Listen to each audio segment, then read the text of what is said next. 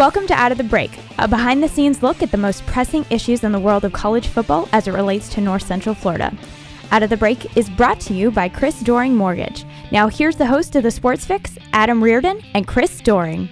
Thanks for joining us, everyone, here for another edition of Out of the Break. I'm Chris Doering with my partner here, Adam Reardon. You can listen to us weekday mornings on AM 850 in Gainesville, AM 900 in Ocala, and streaming online at espngo1.com. We appreciate you sticking around with us as the Florida Southeastern Conference schedule already wrapped up. The Gators go 7-1.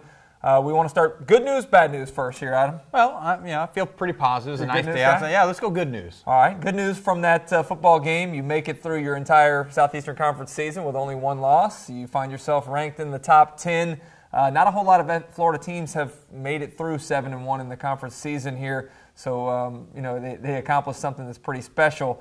At the same time, I think a lot of people feel like we know less about this Florida team now than maybe we did at the end of September. Well, it's funny you mentioned that because you think about all the teams at Florida. I mean, very few of them have ever, I think only one has gone undefeated through the conference. You had so many teams go with just one loss.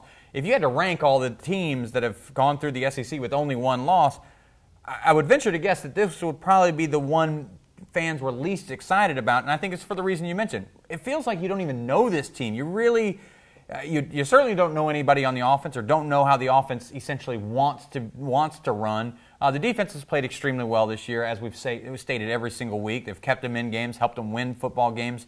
But I guess the good news is you're 7-1. You're poised for a BCS bowl trip if you can not trip up down the stretch against your out of conference opponents. But I guess then the negative to all that is this doesn't necessarily feel like that kind of year at this point. It's funny that you mentioned that we don't even know this team when ironically we do know this team. We know this team to play very minimal offense. They play great defense, and they play tremendous special teams. And so this is the identity of this Florida football team. This is the way they want to play. Are they capable of doing more offensively? Maybe not. Maybe that offensive line is not as good as what they looked early in the season. Maybe the receivers are having a hard time getting open. Maybe Jeff Driscoll is not as good a quarterback when he's asked to throw the football as much as maybe we thought he was potentially able to do. But the one thing is, we do know this team's able to play defense. And the way they play defense, you look at over the last couple ball games, the number of times that they've been put into situations where they've had to come in and, as Coach Muschamp says, put out fires, where they have sudden change situations, where they're in the red zone. And in the second half of that football game on Saturday against Missouri, 6 times they got into Florida territory. You know how many times they scored? How many points they scored?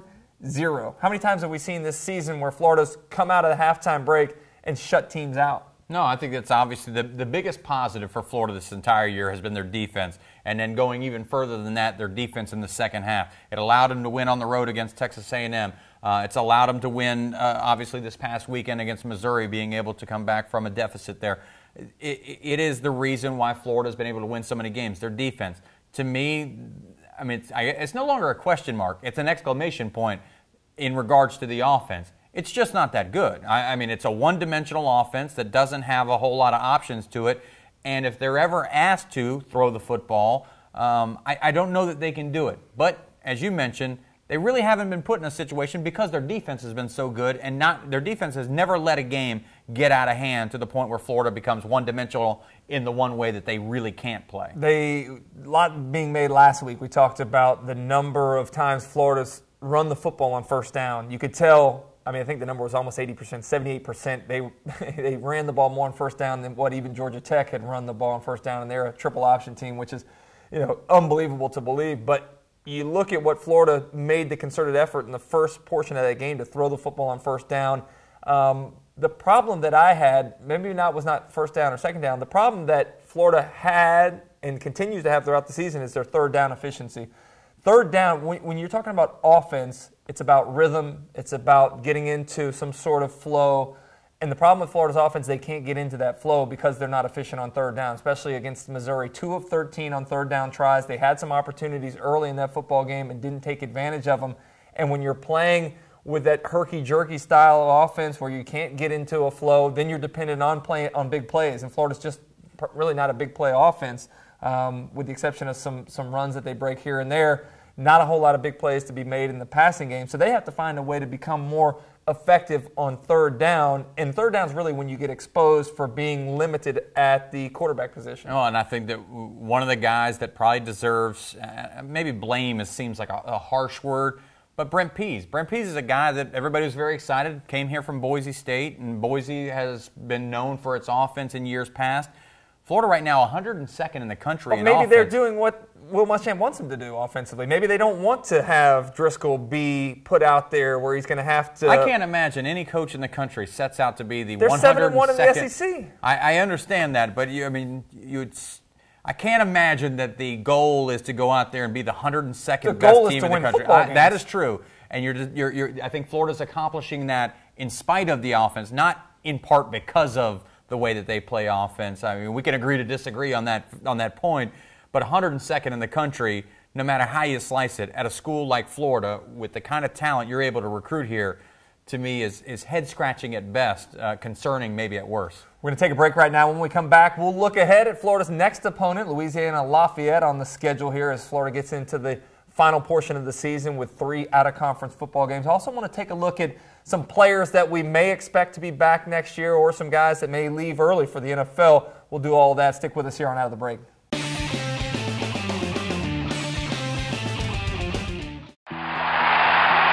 It was here in this end zone where I caught my SEC record-breaking touchdown. But all of those touchdowns would not have been possible if it weren't for great teammates working together for one goal. The same is true when it comes to purchasing a home. At Chris Doering Mortgage, our experienced and knowledgeable team can handle all types of loans. And like football, timing is everything. With rates at historic lows and prices from a decade ago, now is the time to buy. Call us today to put my all-star team to work for you. Chris Doering Mortgage, a name you know, a name you can trust. Welcome back to Out of the Break. We're going to take a look now at Florida's next opponent on the schedule, the University of Louisiana Lafayette. Now, before we start to sleep on this football team a little bit, let's remember a week ago, Louisiana Lafayette went to Louisiana Monroe, knocked them off, and remember what the Red Hawks were all about early in the season. The Red Hawks were about knocking SEC teams off and taking them down to the wire as they beat Arkansas early in the year and then took Auburn into overtime. Louisiana Lafayette has some players, and they're led by their quarterback, Terrence Broadway, a dual-threat guy who's been put into action as a lot of injuries to Louisiana Lafayette's starters. They return guys that put up 5,000 yards in offense total last year. They've had to replace Broadway's come in to replace their quarterback who went down. Also, they have a wide receiver by the name of Jamal Robinson. He had 153 yards last week on just 3 catches, 2 straight 100-yard games. So they have some players. The problem is, I think, with these types of games, they may have a few players. They don't have the depth of players to hang in there against a team like Florida where they're overmatched. No, I don't think there's any question about it. But when you think about these types of games, let's just go back to the beginning of the year against a Bowling Green team that coming into the year wasn't that good. Bowling Green's pretty good, by the way, this year. Well, the Bowling Green has been better. I mean, there's no question about it. But remember, the panic on this offense and the panic about this football team at the beginning of the year started with Bowling Green. I mean, that was a fun week of talk radio when people prognosticating doom and gloom for this football team. Now, the offense hasn't gotten – I don't know that they've gotten any better from that point until where they are today. So here's the thing. If you're Louisiana Lafayette and you've got some players, maybe you can create something in special teams with the return game. A mistake on offense by Florida that results in 6 points for Louisiana Lafayette's defense. They can stay in this football game if Florida's offense doesn't come to play. Is their defense going to come to play? Yes. Are they going to hold Louisiana Lafayette to maybe minimal points? I would suspect so. But if some breaks go Louisiana Lafayette's way, the way that Florida's offense is played, you'd hope that they could get the ship righted on offense against Louisiana Lafayette. But that'll remain to be seen. Well, it's an opportunity for you to go out and improve, an opportunity to maybe open it up offensively a little bit more, maybe see what Driscoll can do in terms of throwing the football. I'd like to see Jacoby Brissett have an opportunity to play some significant minutes and run the offense, throw the football, and get some time under his belt, because you never know when or if you're going to need him in the future. Will Muschamp seems to think that Jacoby Brissett is going to be a Gator in the long run down the road. So I'd like to see him get an opportunity to play. The other thing I'd like to see is just the health of this Florida team. Over the last couple of weeks, it seems like a lot of guys have gone down, whether we're talking about the offensive line, whether we're talking about, unfortunately, Caleb Sturgis not able to kick last week. He's a guy you certainly can't afford to get out there. So anxious to see how they approach this game. Do you rest more of those guys, or you try to get them back and and work them back into being a little bit more in the flow. I think you rest them in waves if you can, because you got 2 of these games coming up. I don't want to look too far ahead. This game is much more challenging than the Jacksonville State game, by the way. You've got 2 games that you should win on your schedule. Everybody pencils and, matter of fact, puts in pen. These are wins for Florida. You win them, you get guys healthy, because you got to play Florida State at the end of the year. But do you want to get some momentum going, especially on offense? You should be able to get momentum going against these 2 teams without having 100% of your players ready at 100%. There's a reason why you schedule these 2 games, and it's to build momentum getting into the Well, there's a reason why they schedule these games, and it's to pad the bottom line here. Unfortunately, it's kind of a weird schedule this year where they fall at the end of the year. I don't think Will Muschamp, I don't think Jeremy Foley, I don't think any of those guys are very happy with the way that the schedule lays out, because this is, as a player, you're in the midst of your conference schedule, and all of a sudden you take a step back, and the last thing you want to do as a coach is have your guys relax. So we'll see how Florida's effort is on Saturday. Another early game, 12:21 start in the Swamp. I actually get to call my first Gator game for the SEC Network, so looking forward to doing that on Saturday. But I want to take a look ahead at perhaps next year and what we're going to be talking about with guys leaving to go to the NFL and guys that are going to step up. I think you look right now, Dominic Easley, Sharif Floyd, those guys are potential early exit to the NFL guys. Matt Elam should be long gone. Matt Elam's the best player by far on this team and perhaps one of the best in the conference. Not that he should have talked to an agent by now. I'd just say at the end of the year, he should probably have at least one on speed dial, because he is going to be a first-round draft pick and a contributor right away at the NFL level. You're losing Gillisley as a senior. He's gone. But I think, especially on defense, Bostic, a senior. Bostic's gone. Lorente McCray. The great part about it is now you have guys that are getting significant minutes. Nothing more impressive than watching Fowler and Bullard, 2 true freshmen out there dominating in that football game against a Southeastern Conference opponent now.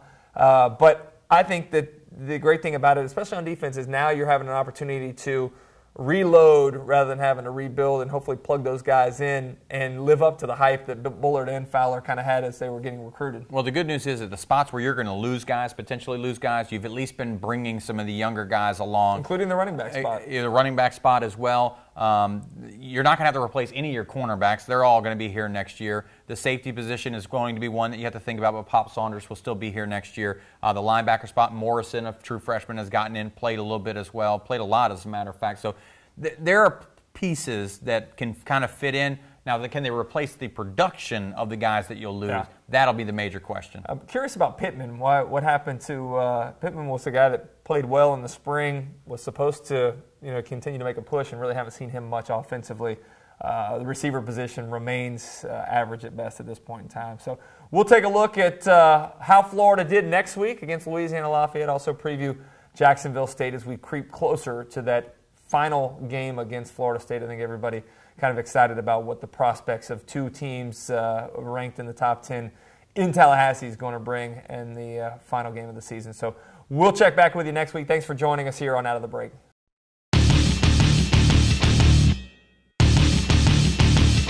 Hi, I'm Dan Griffin, owner of Sweat Life Fitness, and today we're going to go through a Sweat Life Fitness Minute.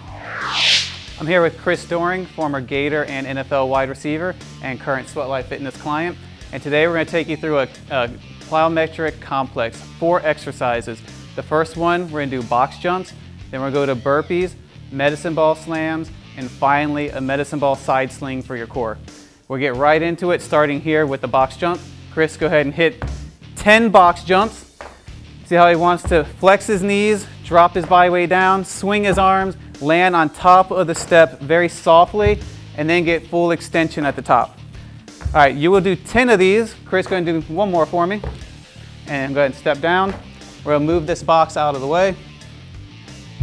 And now, Chris, you can get right into 5 burpees.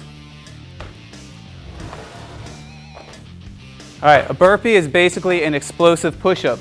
You want to drop all the way down into the bottom of the push-up position, drive through your palms out of it, pop your feet up, jump overhead, and land soft.